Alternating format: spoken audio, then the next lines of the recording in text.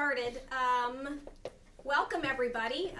It is Snowmageddon continuing for St. Louis. So we have, I think we have 20 of you guys on online, 22 of you guys online, and we just have a couple people here in the store. So I wanted to start the evening, of course, with a little bit of shop news to get everybody caught up on a couple things that we're doing. First of all, Happy New Year. Happy New Year.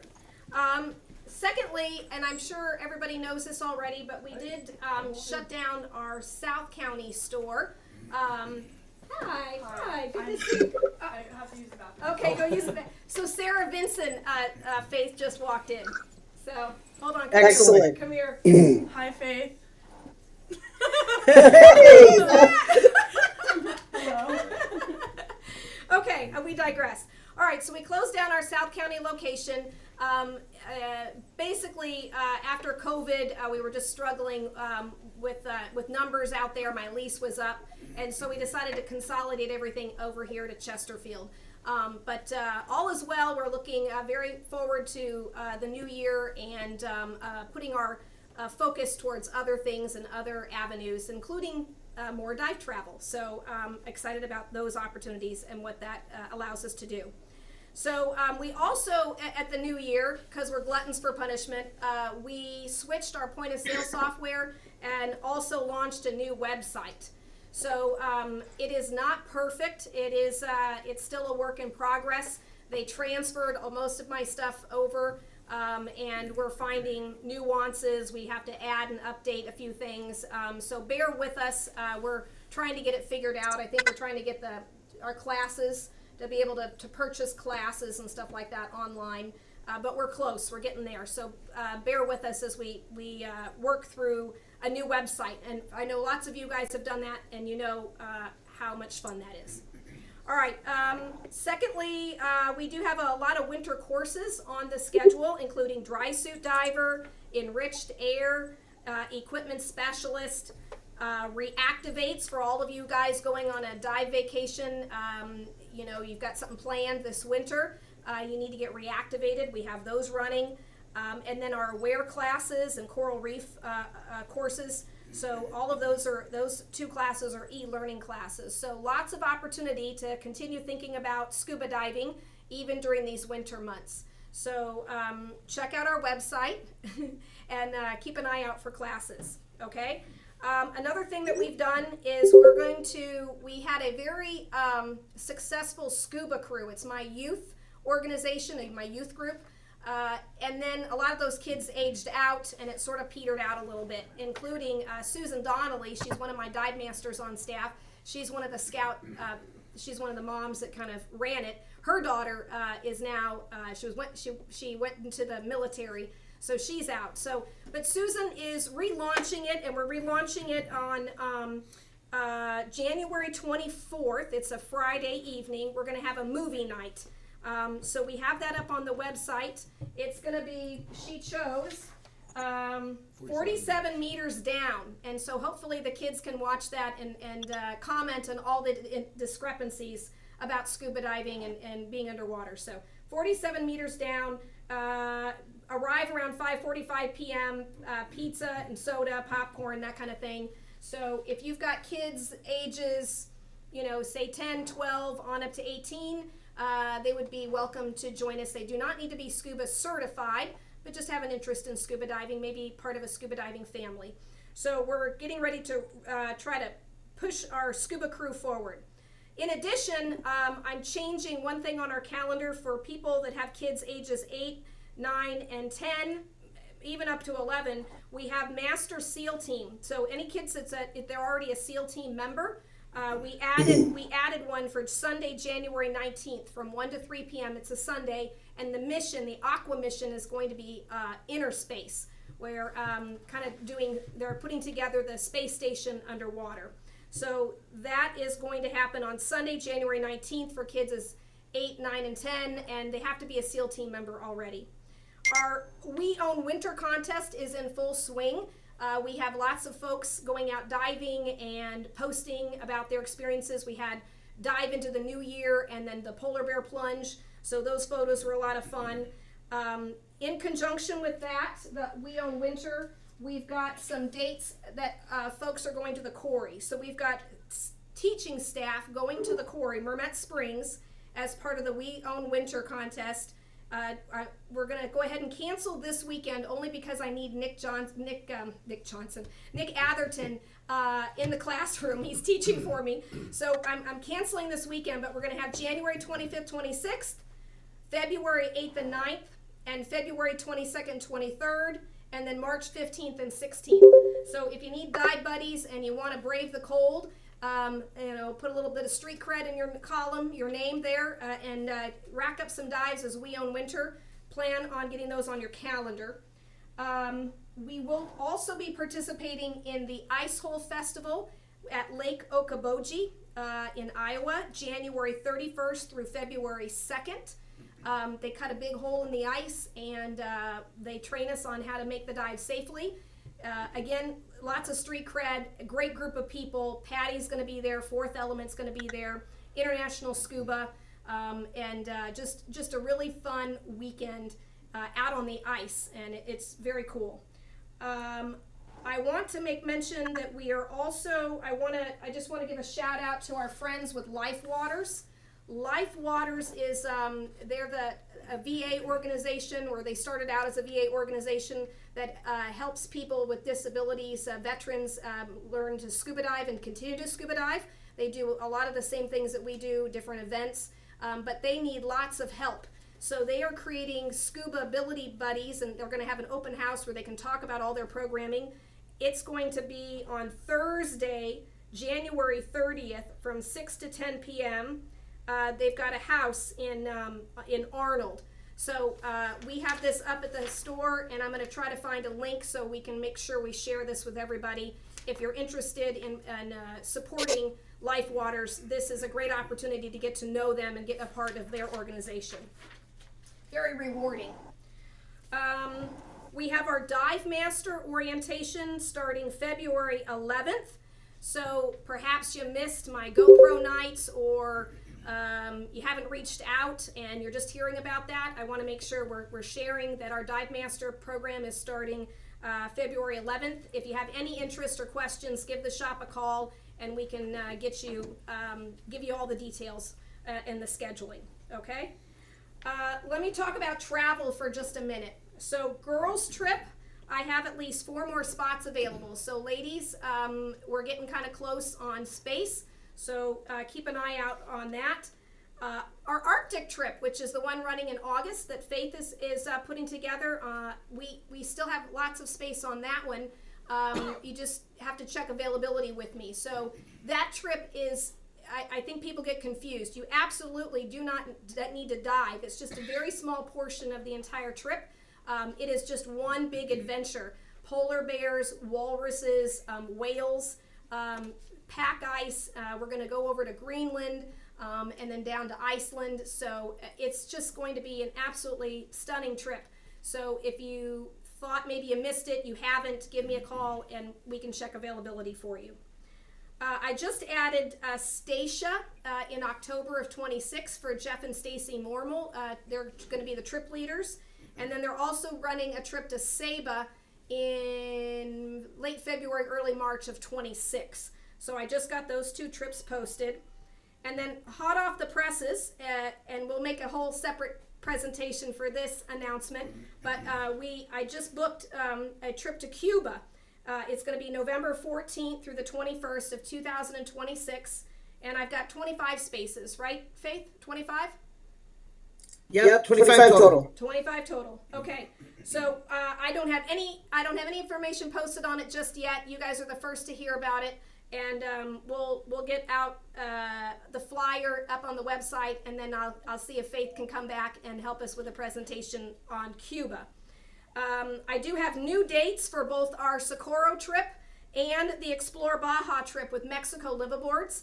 Dora is building a new boat, the Kino del Mar, I think it's called, and it's due to be in the water June of 2025. So I moved both of those trips to be on the new boat. We're very excited about that. So do look at that if you're interested. Socorro is by far one of my favorite destinations. Mantas, sharks, hammerhead sharks.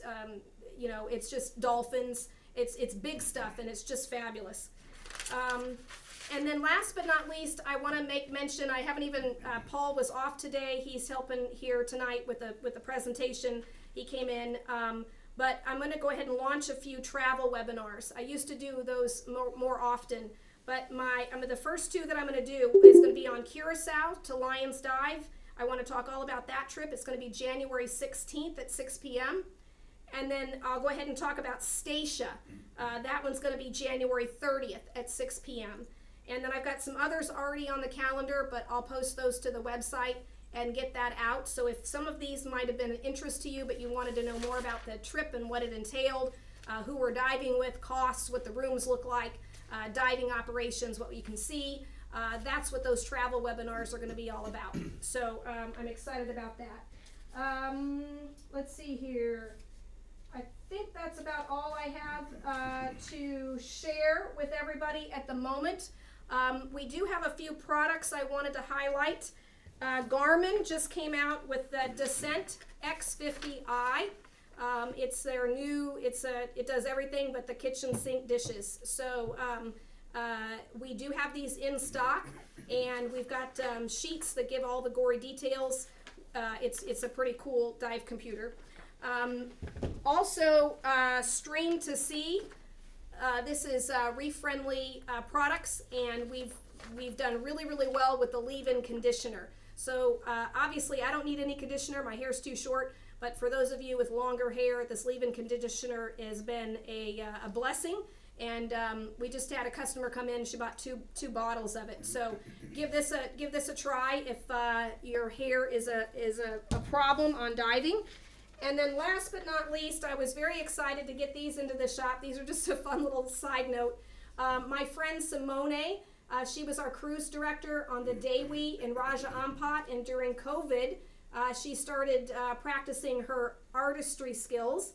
And so she's been doing some painting and different things, and she's got these stickers, that would be kind of fun for water bottles and that sort of thing. So we do have these in the store. Sometimes it's nice having a little, we got Valentine's Day coming up, or maybe some birthdays.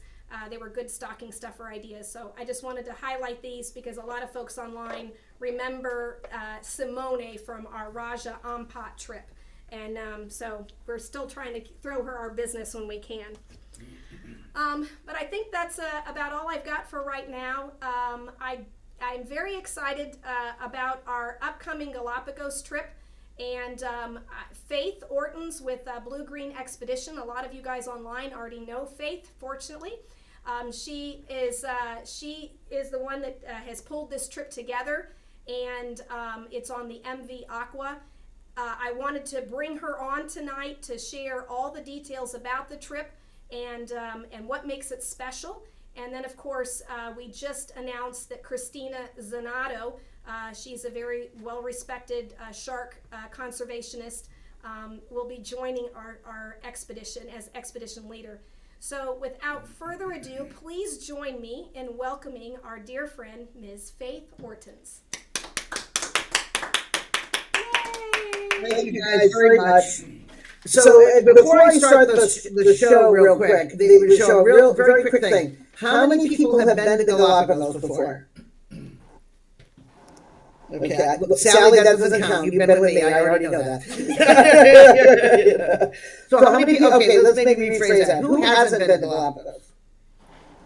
Okay, so actually most of you have not been. Okay, all right. Just trying to gauge that because for most divers, I think Galapagos is a bucket list destination on the par with Socorro and some of the other really just high intensity, incredible marine life type of dives. And so I've been there five times, and on different ships, on different itineraries, and all this. And we're about 15 years ago, no, about 17 years ago, the Galapagos went from having I would say maybe 15 or 16 little boards that did diving, and by diving I mean diving everywhere in the archipelago, including Wilfred Darwin, which is the most remote island. And the country decided to scale back permits dramatically, and up until then, all the boats that did diving also did land tours, and you could get to do land adventures with them as well. And they decided to segregate it a little bit and make the dive boats that could dive anywhere, i.e., particularly Wolf and Darwin being the more unique places. They wanted to make sure that those were only the best dive boats could go there. So they had only allowed really diving dedicated, only diving vessels to go there. So if you were a diving vessel, you couldn't do land tours, and if you were a land vessel, you could do some diving, some snorkeling, but you couldn't go that far afield. You had to stay local. So that changed the whole dynamic of the diving in Galapagos. So everybody who went after that never experienced the combo trips, and still don't experience the combo trips unless you go with these guys. Okay. And work with a company that works with them on the special permits. So we have this one company that actually has a dual permit because it's Ecuadorian owned and operated, not just crewed, but actually fully Ecuadorian owned. And the staff on the boats are all dive masters and diving staff, and they pass those criteria. But they're also all approved naturalists by the federal government. They have to go through a very long, to be an approved naturalist in Galapagos, you actually have to go through a 4-year university program. Okay, so it's not a small thing. Okay, and all their dive guides are also those kinds of naturalists. So they're the only ones that are allowed to do this. So we really kind of found them by accident, and I'm going to give my business partner credit because he's actually the one that found them, and put together a really special itinerary. And you guys we checked it out 2 years ago, and you guys are going to get to experience that in a few months if you're going. It is very unique. It's a 2-week expedition in which you're doing diving, land tours, hiking, snorkeling, everything you can possibly imagine. It's really fabulous. So let's talk a little bit about the Galapagos and what to expect when you dive there. Since most of you haven't done that, I think that means I need to share my screen now. Make sure I don't mess this up. It wouldn't be the first time I've done that. Okay.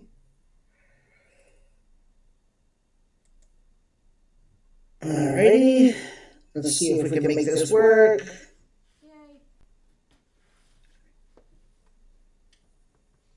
Okay, let's see. Can you all see that? Yep. Okay, this is a test. What does it say? Should say Galapagos, land of Darwin. Yep. That's it. Okay, I just wanted to double check. Okay, so just so you know, I got interested in Galapagos way before I thought about diving there. I was very young, in college, and I fell in love with the idea of going to Galapagos because of the historical connection with Charles Darwin, and how going to Galapagos really cemented his concept of the theory of evolution. And my degree in college was evolutionary biology. So that was really special to me, and it was like going, it's like going to church, going there. It's like, that kind of a really, a strong experience, when I went there, and it's special because of where it's located. So Galapagos Islands, everybody can find it hopefully on the map, just at the equator, to the west of Ecuador.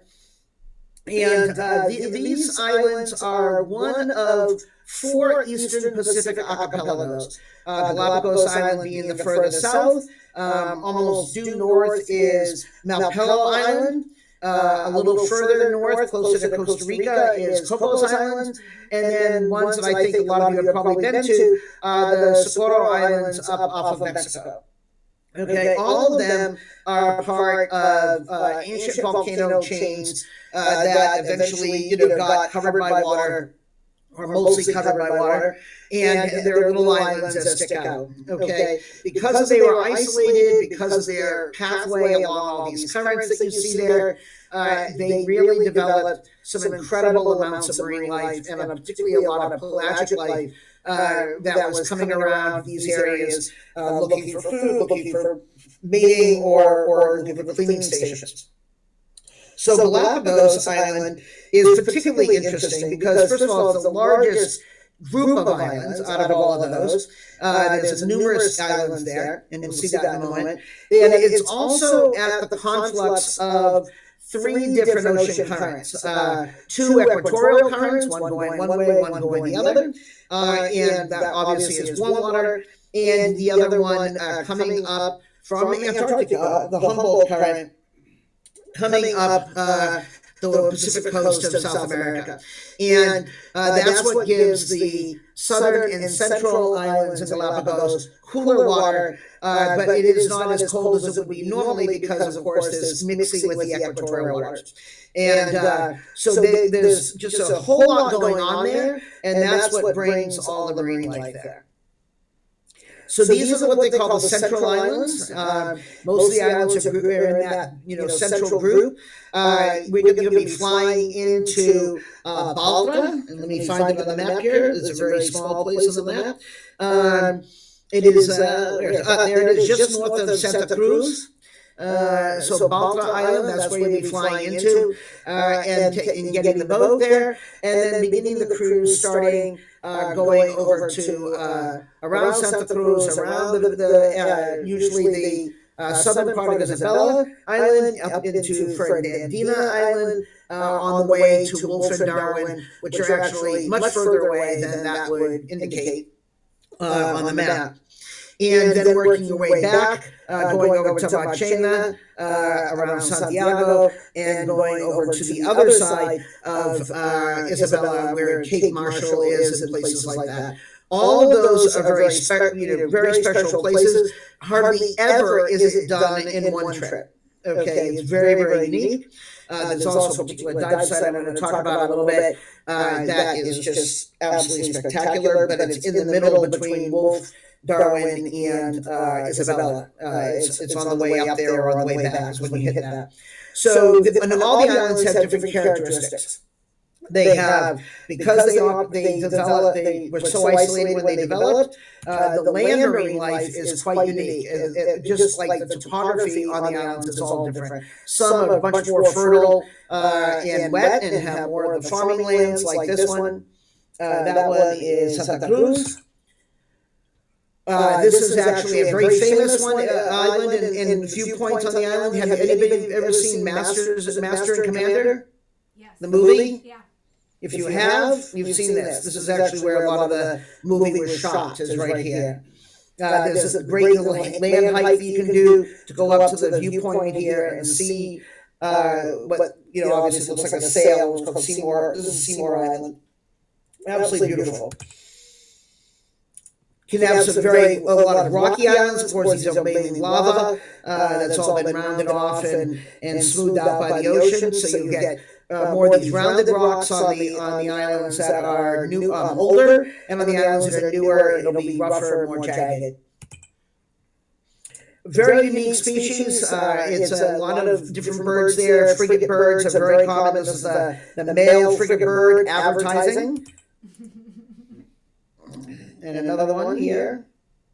Usually when we go there, that time of year, November, December, they're resting on the nest with chicks, and you can see this one is actually probably more advertising that you should stay away because I'm going to defend this nest. The boobies are very well known in Galapagos. All kinds of boobies, blue-footed boobies. You can see there's some blue-footed, there's brown-footed, all these different kinds of boobies. They like to line up on the boat and take over the boat when it's up at Wolf and Darwin or during a crossing, because of course the boat is dry land, and a place to rest. There's also known for a very special bird there, and it's called a flightless cormorant. So basically, it doesn't fly just like a penguin. It's a cormorant, which I think most people probably know what they look like. But if you see them underwater, first of all, it's an amazing experience. But you better be prepared to, have your head on a swivel. They go all over the place.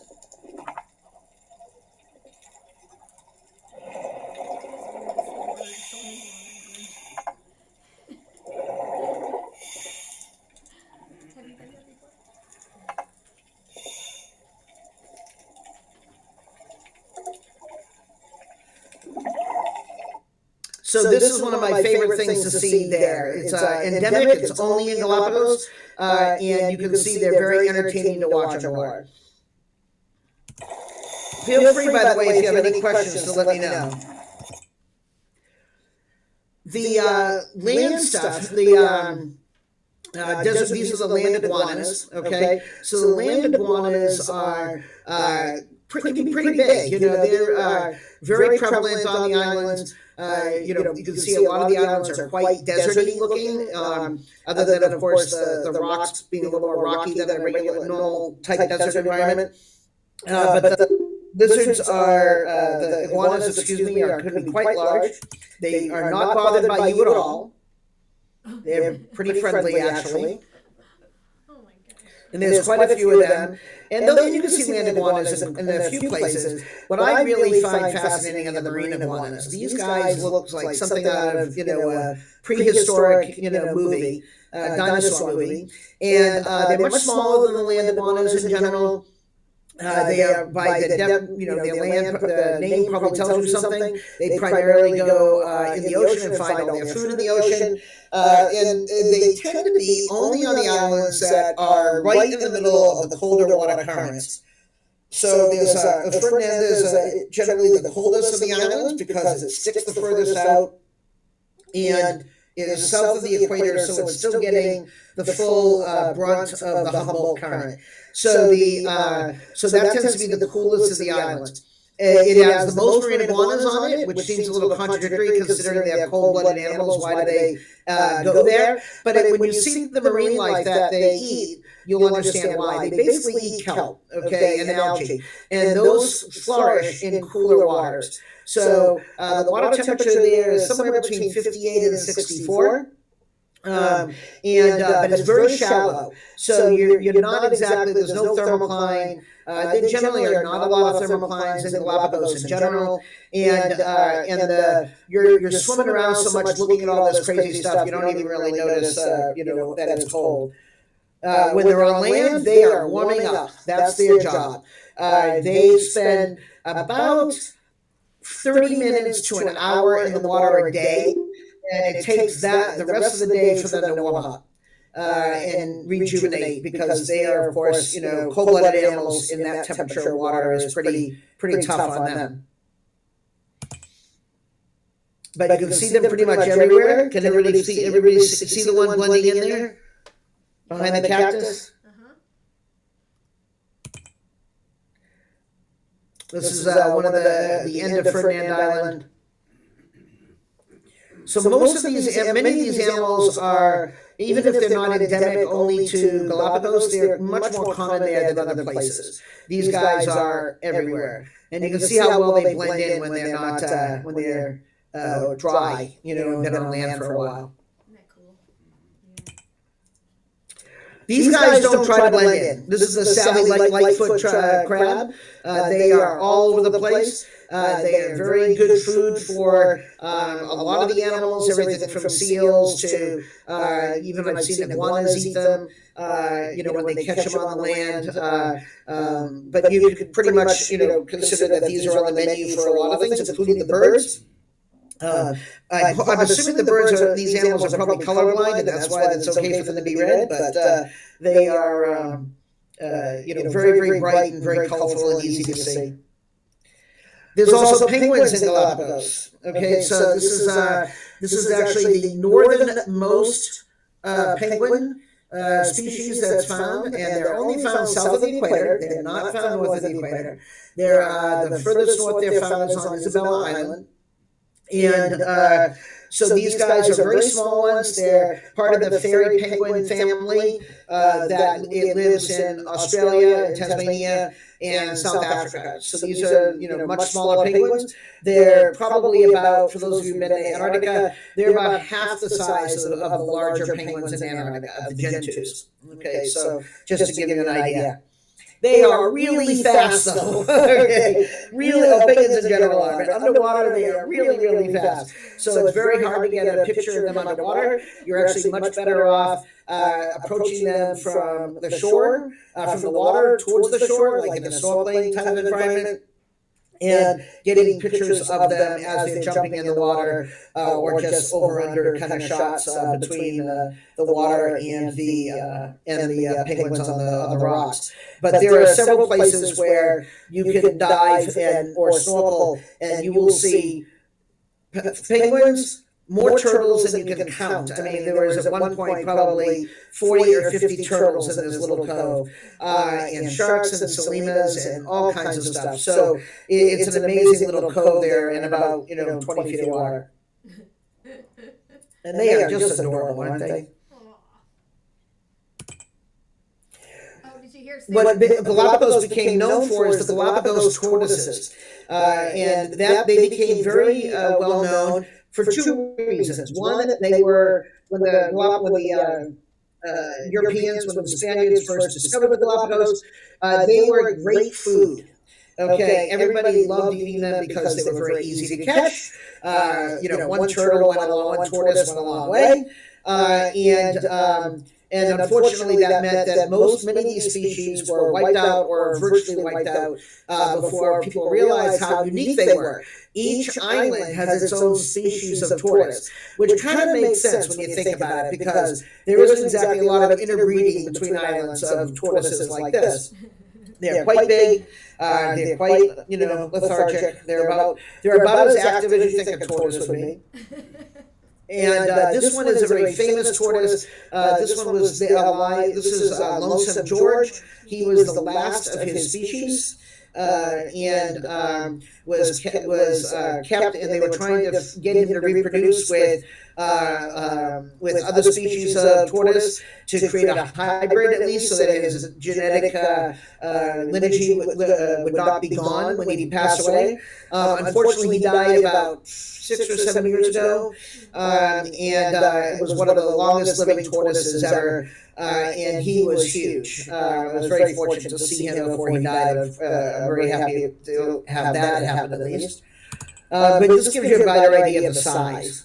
I mean, they are big. That's my husband. He's 6'3", just to give you an idea.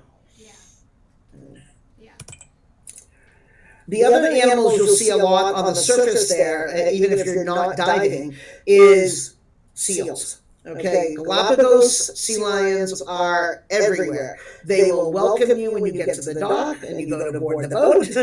They will welcome you on the beach. They will welcome you in the water. They are everywhere. And these are basically very similar sea lions to California sea lions. They're a little smaller, which is a very common effect on islands with mammals,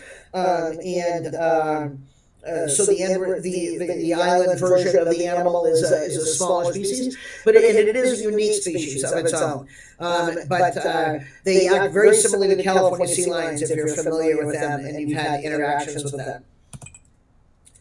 The puppies are endlessly cute. They never get tired of looking at cute sea lion pups. And they're endlessly friendly. Okay, they are very, very interested in interacting with you.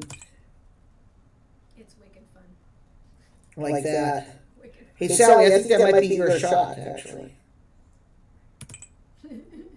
She's watching the Warriors game.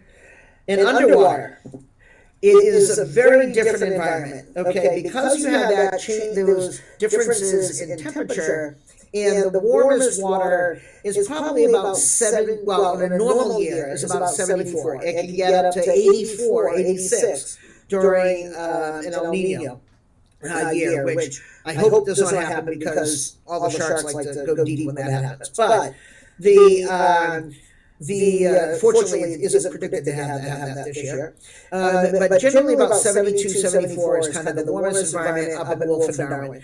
Most of the others are around 68 to 70. A few degrees cooler, except for Ferdinand, which is significantly cooler because it sticks out there in the Humboldt Current.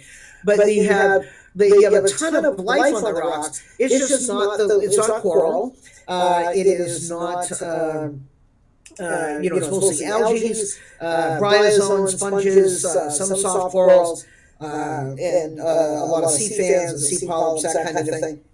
It is still very colorful and really lush, and still full of life, which is wonderful. There's nudibranchs. There's blennies. I love blennies. I'm a big blenny fan. I love those little guys. I think they're awesome. I mean, just look at that face. Isn't that adorable?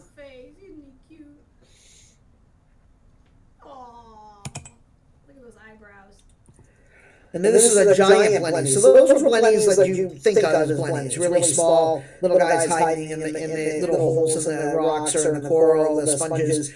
This is a giant blenny, and the giant blennies are quite big. They get up to about 6 to 8 inches long. They're not all that big, but they get that big. So they don't hide the same way as the other blennies. So they're pretty common. You put your hand down, you run the risk of touching one of them because they really aren't that afraid of you in comparison to the little ones. A lot of different kinds of pufferfish. This is the guinea fowl puffer you see in a lot of the Pacific. And all kinds of small fish, the sculpin family and the wrasse family, in the soft corals and the sponges. Absolutely incredible diversity there.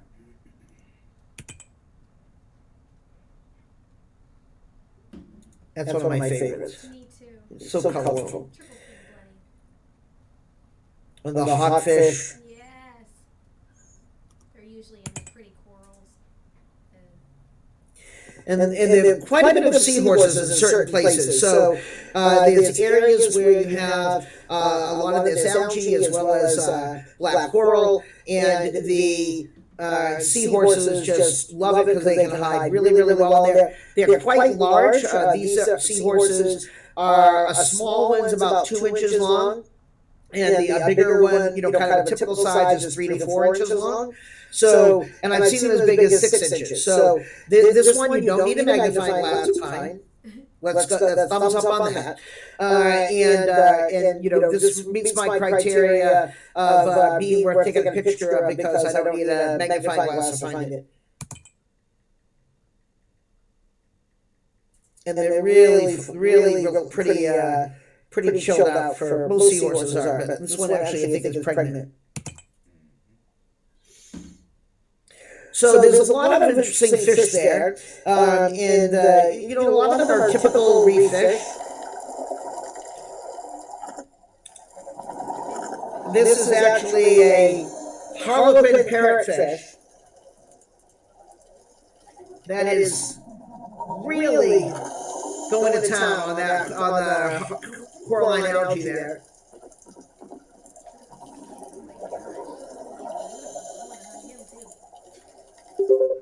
I think you probably could hear how hard he was hitting the rock there. He was really going to town. And these are quite common in Galapagos, and I've never really seen them anywhere else. I don't think they're endemic there, but they're certainly not very common in other places, though they are quite common there.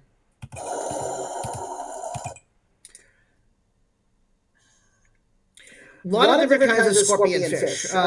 Very well camouflaged, as you can see. You do need to really watch out for these guys because the most common thing you'll do when you're at Wolf and Darwin, for example, and that's one of the primary places to see sharks, and we'll talk more about that in a minute, but when you are in the rocks at Wolf and Darwin, the way you deal with the current is you don't fight the current. Instead, you use the rocks as either a shadow to get behind the rocks and use it as a blocking force against the current, and you just kind of sit there, or you literally use the rocks to hold on to them. And because you're not destroying coral, the things you are might be grabbing onto, the invertebrate life you might be grabbing onto grows really quickly. It's like a sponge and all that kind of stuff. So they don't worry about it in the marine park as much as you might think. And they actually want you to grab on and be safe and not drift away in the current. But you really don't want to grab onto a rock that really is a scorpion fish. Okay, really don't do that. Okay, it'll ruin your whole day. I think most people already know that, though.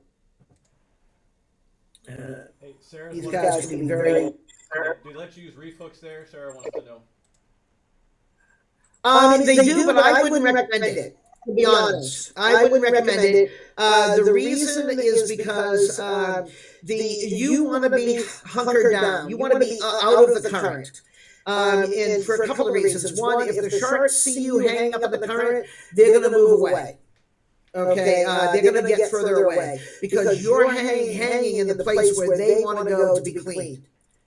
So you want to get as low as possible and stay as low as possible to get the shot, to get the sharks to come in close. And the more people that kind of hang up, especially multiple people, maybe hanging up in the current at different heights, that's going to make them not happy. Okay, so as weird as it sounds, grab onto stuff. It's really okay. These guides are incredibly conscientious about the environment, and they'll tell you when not to touch something. When you're in an area, to be careful with that. But in general, that's the method you want to use. As weird as it sounds. But there's so many of them, they're all over the place. And of course, without a light, they're really hard to see. So you do have to just, before you put your hand down, watch where you're putting it. Now, I know that sounds fairly obvious, but you'd be surprised how easy it is to forget in the heat of the moment. So this is a flying canard. I've seen them in a number of places, but they're very colorful there. Of course, the red-lipped batfish. Really unusual animal and very rare. Only the species is only found in Galapagos. It's an endemic species. There's a couple of spots we go to do a twilight dive because technically you're not supposed to do a night dive,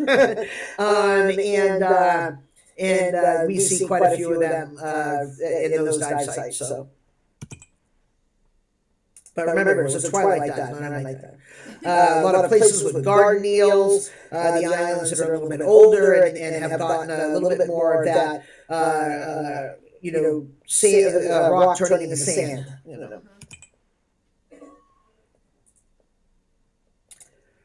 And we have, when you get up to Wolf and Darwin, you tend to get more of that blue water because you're more in the effect of the equatorial currents than the Humboldt current. And you'll see a lot of morays there. Very, very common to see them swimming out during the day, which is not the norm in most places. And a whole different variety of ones, big ones, small ones, white spotted. I've even seen some green moray type animals there. Very common though. They're everywhere. Stick your hand in the hole. You better be careful. And not afraid of you in the least. Another reason to watch where you put your hands, when you're there, especially in Wolf and Darwin. There's a marble ray. This is an endemic version, endemic to Galapagos as well. There's a place where we do a cavern dive that has a ton of rays under the rocks, as well as a few seals that like to nap down there too. Cat nap down there. Octopus. Now the octopus there are bigger than a reef octopus, but smaller than, say, a giant Pacific octopus or even the octopus in Tasmania. Tasmania has got the second largest species of octopus. They have ones that get to about 5 or 6 feet long. which is much smaller than giant Pacific octopuses, but still much more substantial than a reef octopus. This one can get up to about 2.5 feet long, and maybe 3 on the outside, and you can see it's a chunkier version, not quite the same. Yeah, cool. There's also some species of horn shark there. You can see, hopefully you can see that there, the camouflage in the rocks. The horn sharks in California, for example, tend to be very small, anywhere from a foot to maybe 3-4 feet long, maybe. That would be a very big horn shark. These guys run somewhere 3 to 5 feet, 6 feet long. Most of the ones you'll see are in that 3-foot category, but these guys are really a nice thing to see because you don't see too many of them. We see them a lot in that cavern zone area. Now, I will tell you that one of the reasons I go to the Galapagos over and over again is not to see sharks, not to see, the tortoises. I want to see marine iguanas. I think marine iguanas are way cool. It's amazing to watch them. And the best part about it is when they're feeding, they really don't care about you being around. Okay? They are very focused because they're cold. They know they have to get nutrients as fast as they can, and they basically don't pay any attention to what's around them, except if they thought you were a predator, which they seem to have figured out that we're not. So we'll see them a lot in the very shallow water. This is a 15, to 25-foot dive, very, very shallow. And I'm going to show you a few video clips, mainly because I love seeing how they move. And I also want to kind of show you a little bit about how to approach them.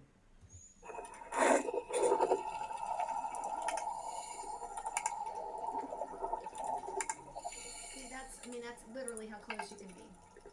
And you can stick that GoPro right in their little face, and they'll just keep walking away. They don't even care.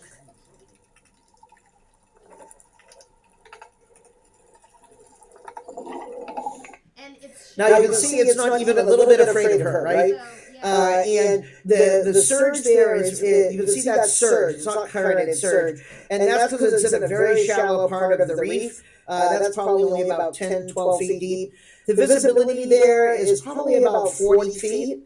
So not great, but not horrible either. But it's just because the water is cooler. You can see she is wearing no gloves. Personally, I always wear gloves in the Galapagos just because, the rocks are sharp and all that kind of stuff. But she didn't need it for a temperature thing, which tells you something, I think. She's wearing a 5mm wetsuit with a heated vest. And this is someone who gets cold pretty easily. So just to give you an idea as to thermal needs, again, it's a very individual thing, but it gives you an idea at least. Come on. Just wanted to do that, sorry. Now this is me approaching the iguana, the same iguana after she left.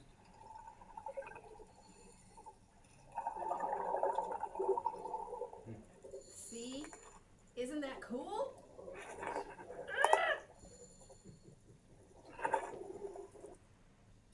So I was about 6 inches away, Right across all those little just to give you an idea. But then you look at his claws and you're like, maybe not. This is an iguana going up to the surface. Turtle. You see a lot of turtles around there as well. I've never seen so many turtles actually as I've seen there. A lot of times eating the same things the iguana's eating. Yeah. And they don't care either. They're just like, whatever. I don't know what it is. Get really nice and close to them as well. Out in the blue. They know it's a marine park. Yeah, they do. They are quite often there to be cleaned by the same things that are cleaning the sharks, which is the king angelfish. Yeah, isn't that cool? It's a great picture. Now this is a very bad video of a bunch of molas, but I wanted to show you because I forgot I had it and I didn't have a chance to clean it up a little bit. But this is a group of molas that are on Cape Marshall, which is one of the points of Isabella Island. And we go there very early in the morning right around sunrise to watch the molas come in and feed it as they wake up. So these are very large molas, and we had about 20 with us that day. But you'll see, I think, 4. How did you develop?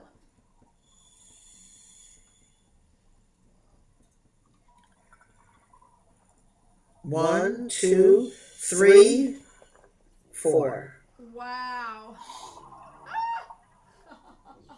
That last one was about 3 feet away. Ugh, Not too bad. not too bad. So when you go up to Wolf and Darwin, that's where you're going to see more shark action. It'll also be your more high current dives. But again, the guides are extremely good at reading the current. They will help you find the easiest way to get down to the rocks and kind of get nestled in to a spot where you can see the sharks going by. Typically, you start the dive at depth to look for the sharks. And then, depending on the shark action, you'll let go and drift along the wall as you go. And you never know what you're going to see when you do that. I know it's not an arch anymore. Sorry about that, folks. But you can see the water typically is much clearer. So white-tip reef sharks usually up in the shallows and the little canned cut-throughs in the wall. Those are very common. Galapagos sharks are not as common as the white tips, but they're pretty regularly seen. Galapagos sharks is probably your quintessential sharky-looking shark, and they can be aggressive if they're in groups and you're alone, if they feel like they got you outnumbered. But generally speaking, they are incredibly shy animals. So you've got to be very, very calm and quiet around them in order to have them get close to you. But they're absolutely beautiful. They're just girthy.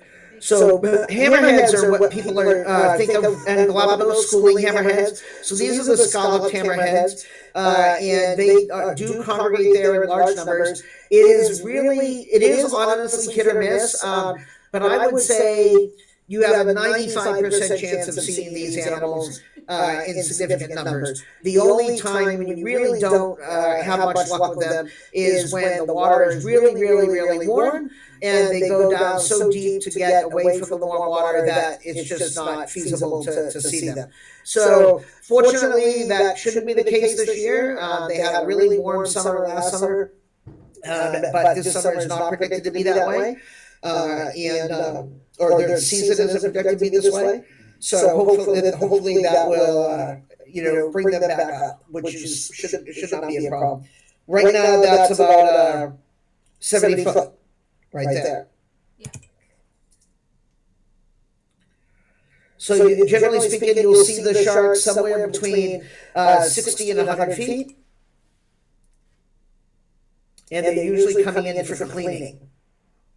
So we try to find the cleaning stations, find a nice little nook in the rocks, and wait. You can see there's a lot of other fish around usually.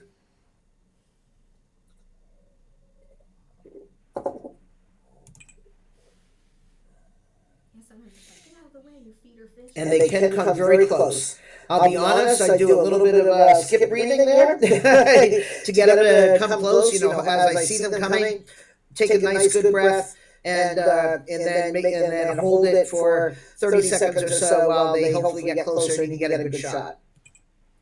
They're very sensitive. Sorry for those instructors in the room, had to say it.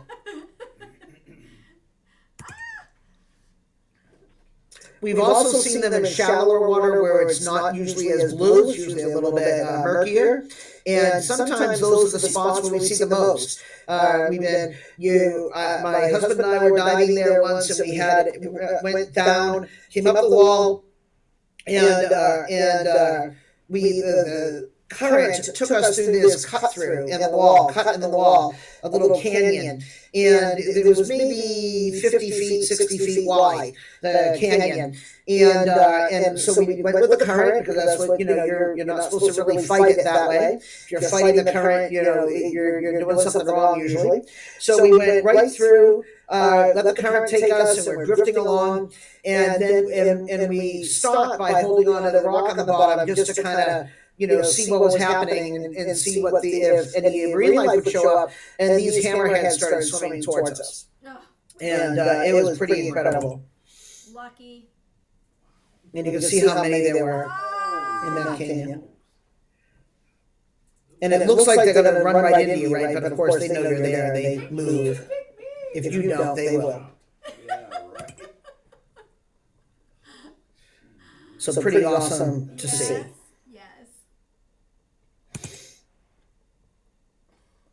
We also see some whale sharks there. Prime whale shark season is our summer, their winter. So more like, July, August, that kind of thing. I've seen some in July and August. I've also been skunked in July and August. I've seen them in November and December. So it really, I'm not so sure how much these animals know about that there's supposed to be a season, especially now as things are changing. All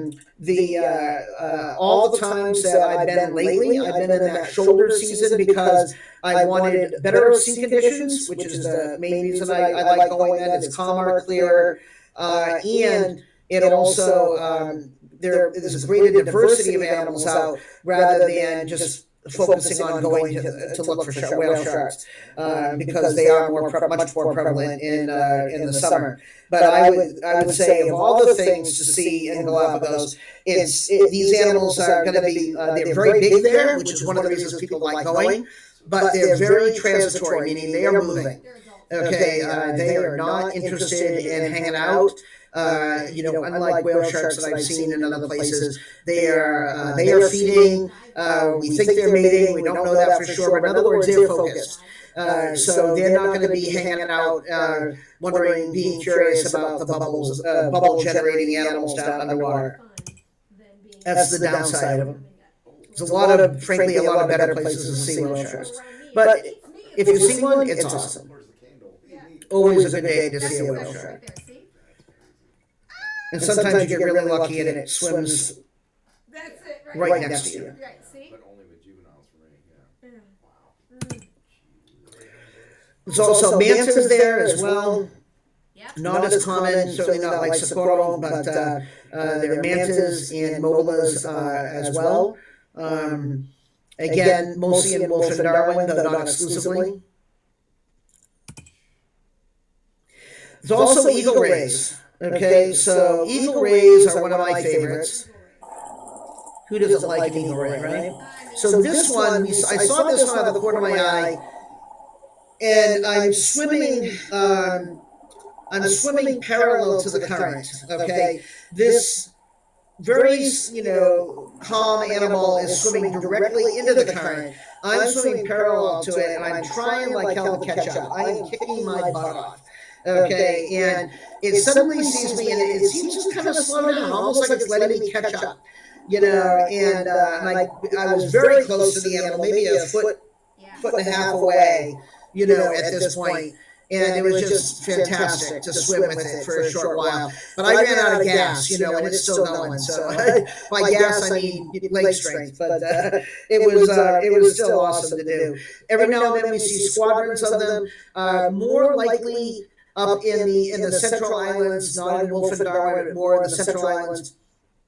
You see the schools of them. There are a couple of different islands there that are called that have like eagle ray viewing platforms, practically because they're so reliably got a bunch of eagle rays. Last couple of times I've been there, we did see the eagle rays, but the visibility wasn't that great. So had a little challenge with getting shots.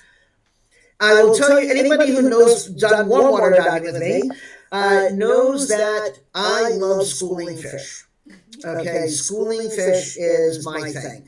You guys can all have hammerheads and Galapagos sharks and whale sharks and manta rays. I will take a school of fish any day of the week. I love it. So whether it be these small tuna Or tunas. or these the jacks here, He's like, "Beep, beep." more jacks. Now, have you ever been very close to a big This massive wall of barracuda. Take a look at this. Yeah, you gotta be careful with some of that stuff. in my bait? Oh, I bet you do.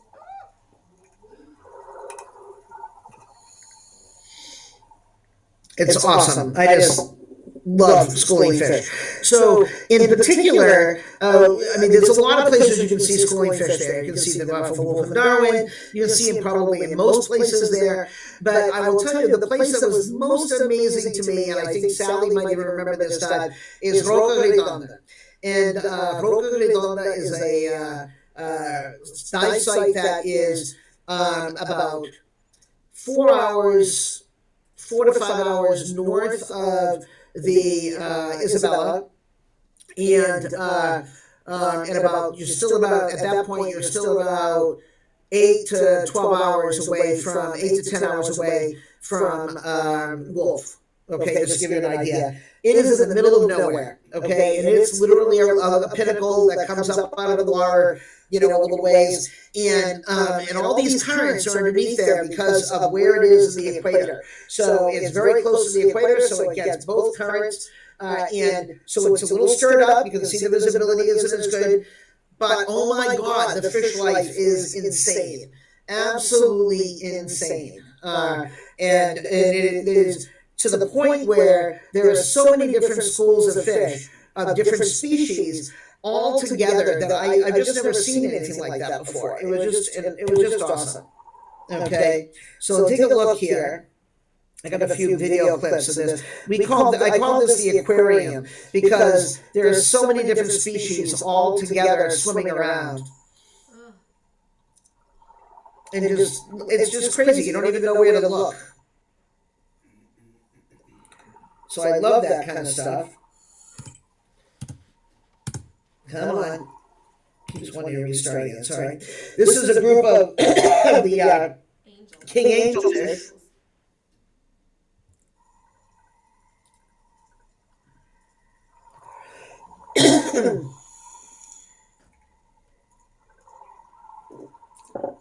And they're just so pretty, and they're all just swarming like crazy. Around with also the sturgeon fish. I just never seen anything like that. Me neither. This is a group of the Creole fish, and this is all the same dive site. Okay, this is the same. These group of pictures are all videos are all the same place. I was diving with Sue and my husband on a couple of these different dives, and I just couldn't even see them. Well, there were some bubbles. You see some bubbles of them, but that's about it. It's just crazy. These are the surgeon fish. Yeah, the surgeon fish. I mean, just walls and walls of fish.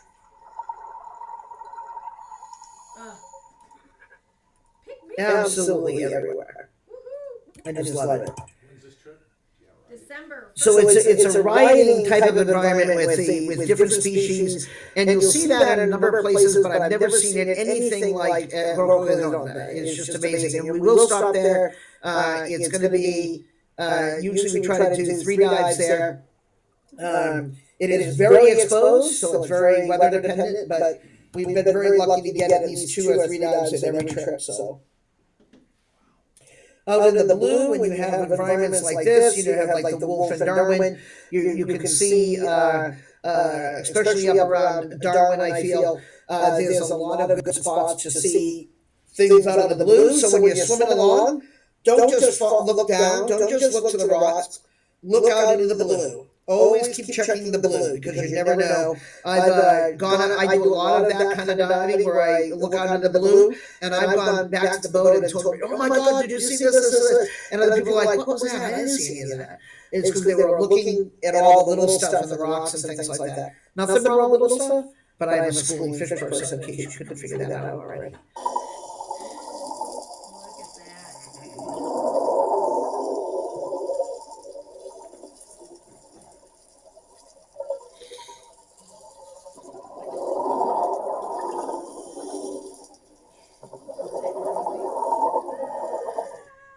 So that's a school of bonita tuna. These are salimas. They're very common. They school in a bunch of different places, but they're more in the central islands. And absolutely massive schools of them. These are the porkfish. These are more the salimas. This is actually me, scaring them maybe a little bit. These are the salinas along one of the rocks on Cousins Island.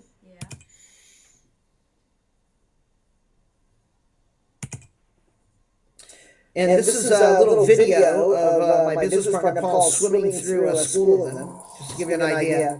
I gotta go to Round Hill before that's my ultimate bucket list. Did you see where it was? Did you see where it was? Yeah,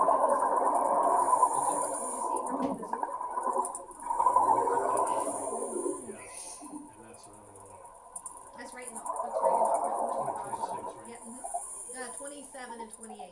27. Now that's when I talked to my girlfriend about it. So that was just an amazing day, and incredible, and not unusual in that area. That's the thing that's best about it. We also see quite a few dolphins in the blue. That's pretty common as well. The dive guide will get your attention and say about dolphins, and then you'll look out in the blue. If you see them, don't chase them, but at the same time, do not just sit there, okay, and watch. They want interaction. So they're there because they're smart and they're curious, which means they want you to do something and not be boring. So you want to make noise in the water, you want to spin around, you want to get their attention and act like they do, and that's what my business partner Paul did here. Here's the dive guide.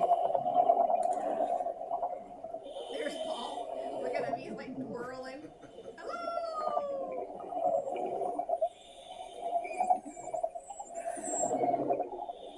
And look at them turning around. Whoa, you look fun. Could you everybody hear the dolphins Yeah. speaking like that? That's pretty cool, right? So cool. And this is we were just snorkeling here with them.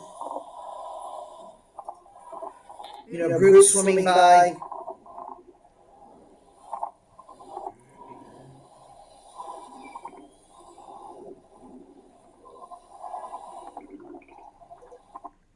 So it's pretty common to run into groups of dolphins in this channel near Wolf. And what they'll do is they'll drop you in front of the pod and let the pod swim up through you, and it's just spectacular. I mean, who doesn't want to do that, right? Who doesn't want to do that? She's so funny. It's like a shot of the mother and a baby. Aw. Maybe not baby. How about juvenile? We'll go with that. Yeah. And then for those of you who are, again, snorkeling, look at this over-under. Now that guy was having fun, right?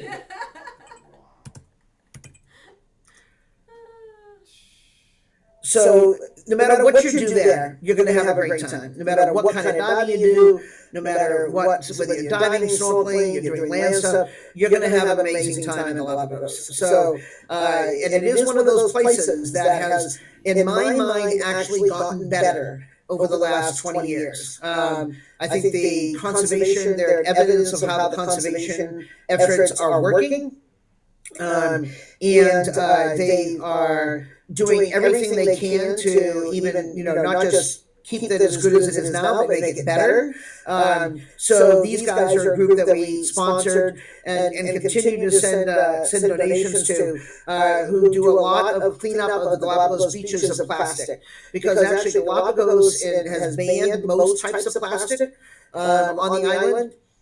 You're going to have, when you go there, you have to bring your own water bottle, for example, because there'll be no place to buy, water in plastic bottles. So you want to bring your own water bottle, and they will, and they're just really serious about plastic pollution. So we fund a program there that takes young kids from the villages and the neighborhoods to clean up the beaches and teach them about why Galapagos is special and why they need to take care of their environment. And you're going to pay $100, right now it's $100, to park fee to get into Galapagos, and that's why, because the money goes to support that park. And believe me, I'm more than happy to pay that, and I think it's an incredible investment to do that, actually. Hey, Faith? Yes. Cindy's asking if Christina's going to be doing some research and if anybody could take part in some citizen science stuff. She's not. I don't know that she's doing research. She's really trying to learn more about the behavior of different sharks in different places, and so she's done a lot of work with hammerheads in the Bahamas, and so she's interested in seeing how what the behavior is like in comparison, and she's doing this more as a kind of a setup for the future, and I'm quite sure if we find a shark with a hook in it, she might try to do something too, but to help it out. But we're hopeful that this is one of the places you shouldn't see that, because of the protections they have there. But she is going to be doing some seminars to educate people about sharks, and also to talk about the work she's doing in the Bahamas. Okay. And thank you very much for all your donated photos, including Sally, who's in the audience now. Thank you very much. Everybody ready? Yep. Actually, I think Sally already left to watch football. She just left. Yeah, I can appreciate that. I know how she is. She ditched us. Alrighty. Yeah. And I can, so we had us muted just so that, you wouldn't hear me squealing, but all those people have some great memories of some absolutely stunning experiences with fish life. The iguanas, they look like little baby Godzillas, and you can stick that GoPro or your camera right up in their face. They don't care. I really think the marine iguanas is my favorite thing. Yes. I mean, the sharks are awesome, and that's what a lot of people really go there for. But I think I go there for the marine iguanas and the molas. They're just the craziest thing for sure. So. Yeah, they're just so cool and so different, and there's just not a lot of places you can see anything like that. Actually, I don't know any other place you can see that. Yeah. Does anybody online have any questions for Faith? I do have 4 spots left on this trip. It's December 1st through the 16th of 2025. Sally, who was on this call, is on the trip. The Harringtons, Deb and Joe are on the trip. Cindy. So, yeah, can you mute this melody? There we go. So, Dave and Lisa Allen, good to see you too. Happy New Year. So, yay. All right. Does anybody have any questions about the boat or about the equipment you need or anything? I mean, I'd be happy to answer questions about that as well. But I just wanted to give you an idea of what to expect from the diving side of it. What about a non-diver? I, for medical reasons, can no longer dive. Well, I mean, it's got a ton of stuff. I mean, first of all, snorkeling is really good there, and we had 2 non-divers on the boat with us on my last trip. One who's really a non-diver, and the other who just, really, she just was not comfortable with, doing that kind of cold or visibility. She's really kind of a very, very warm water diver.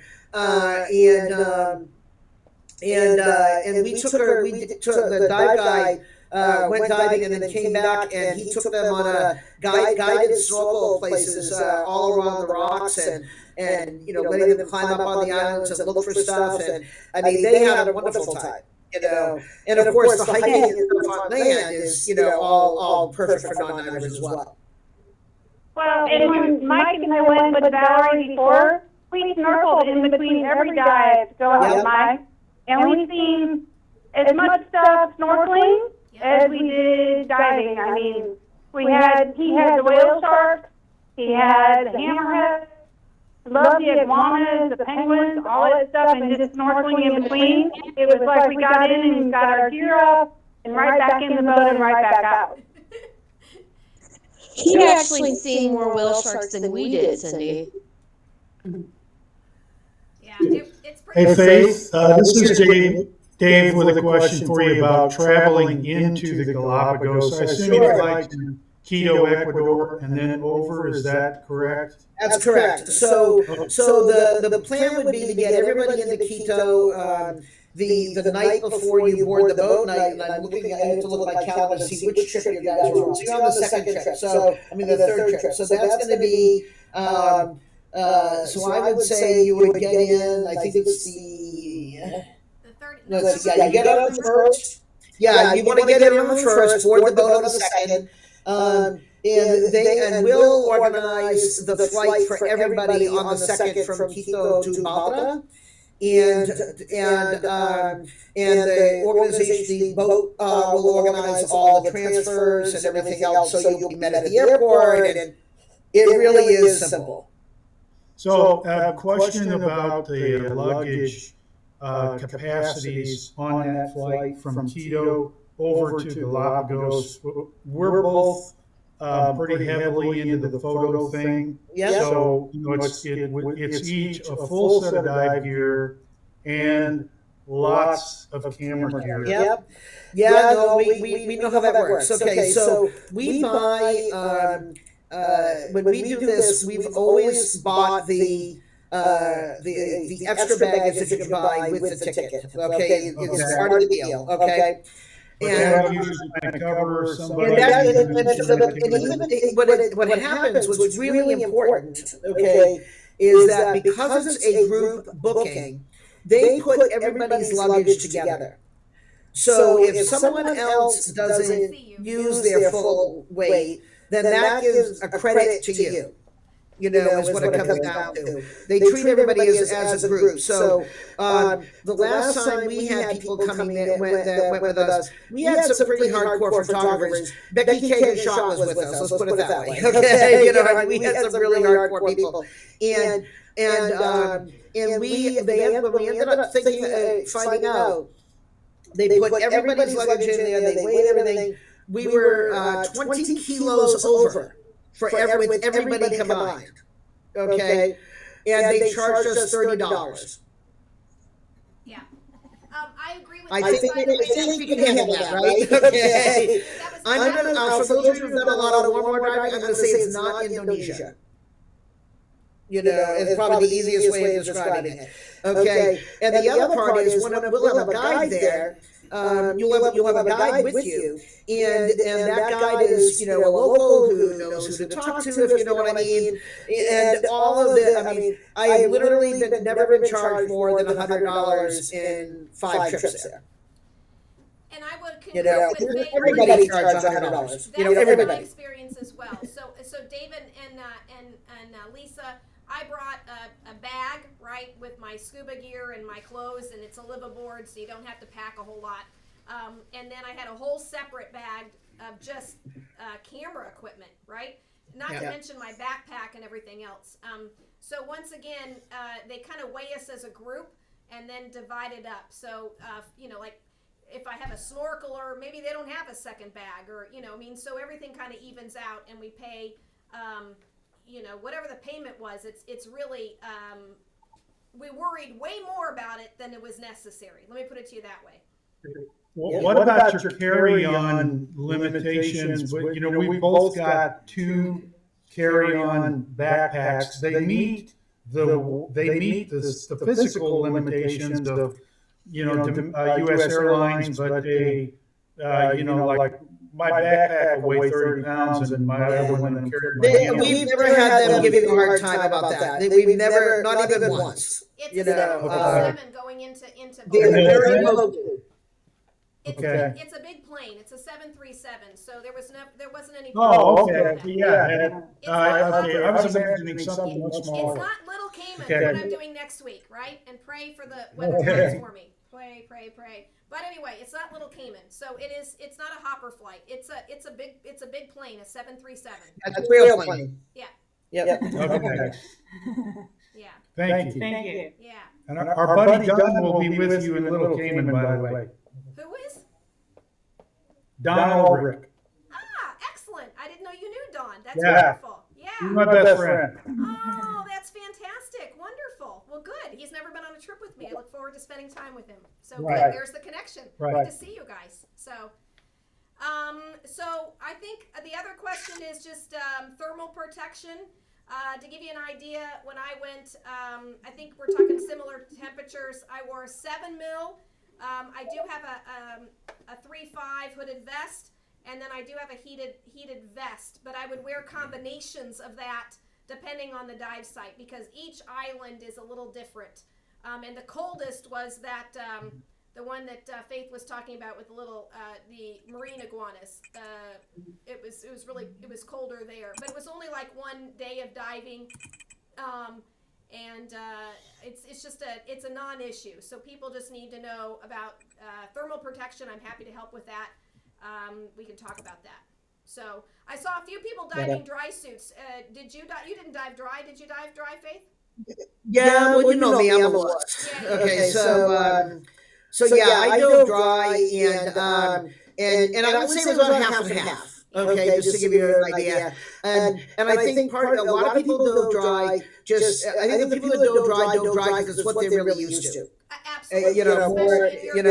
I haven't worn a 5 mil or 7 mil wetsuit in 30 years.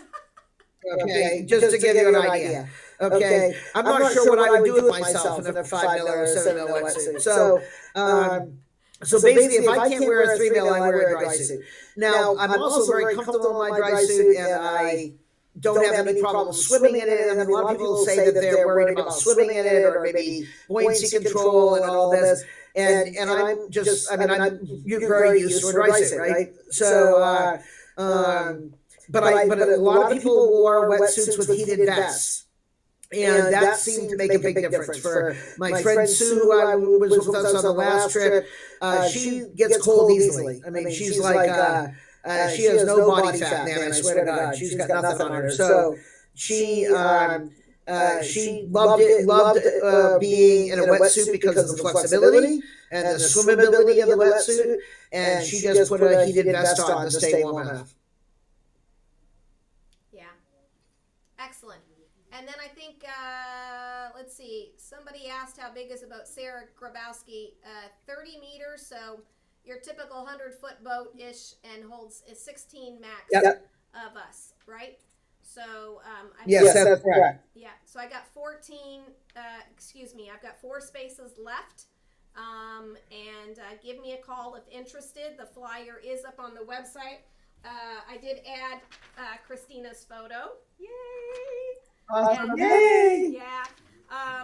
And I agree with you. Just having her on board and being able to maybe talk to her and share information about shark species and that sort of thing, it's going to be really fun.